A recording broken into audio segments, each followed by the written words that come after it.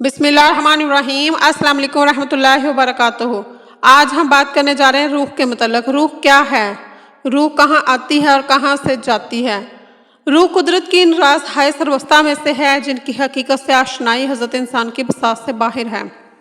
रूह की हकीकत को फ़कत वही जानते हैं जिन पर अल्लाह ताला ने इसकी हकीकत वाज़िया कर दी, यानी स्वयं अंबिया अलैहिस्सलाम के कोई भी फ़र्द बशर रूह की हकीकत से कामली तौर पर वाक़िफ़ नहीं है। रूह कहाँ जाती है, रूह कैसे निकलती है। जब रूह निकलती है तो इंसान का मुंह खुल जाता है। होंठ किसी भी सूरत किसी भी कीमत पर आपस में चिपके हुए नहीं रह सकते। रूह पैर को खींचती हुई ऊपर की तरफ आती है और जब फेफड़ों और दिल तक रूह खींच ली जाती है तो इंसान का जो सांस है वो एक ही तरफ यानी बाहर की तरफ चलने लगता है।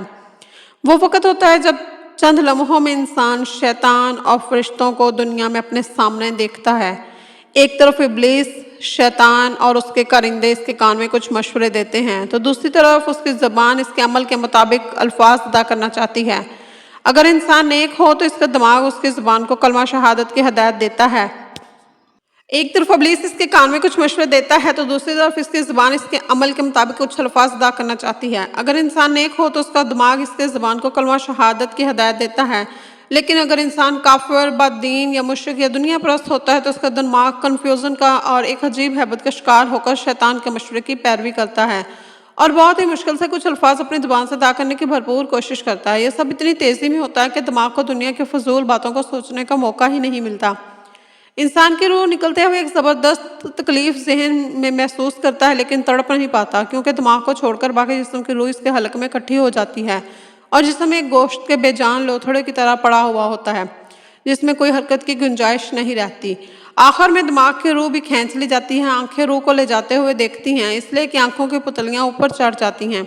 यह जिस सिमत फरिश्ता रूह कब्ज़ करके जाता है इस सिमत की तरफ उसकी आंखें हो जाती हैं। इसके बाद इंसान की असली ज़िंदगी का सफ़र शुरू होता है जिसमें रूह को तकलीफ़ों के तय खानों से लेकर आराम के महल्लात तक की आहट महसूस होने लगती है।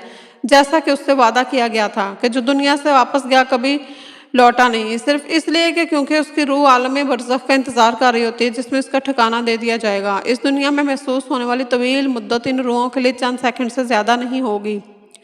यहाँ तक कि अगर आज से करोड़ों साल पहले ही क्यों ना वो मर चुका हो, मोमिन की रूह इस तरफ खींच ली जाती है जैसे आटे से बाल निकाला जाता है और गुनाहगार की रूह को खारदार झाड़ियों पर सूते कपड़े की तरह खींच कर निकाला जाता है। अल्लाह ताला हम सबको मौत के वक़्त कलमा नसीब फरमाकर आसानी के साथ रूह कब्ज़ फरमाए और हज़रत मोहम्मद सल्लल्लाहु अलैहि वसल्लम का दीदार नसीब फरमाए। आमीन।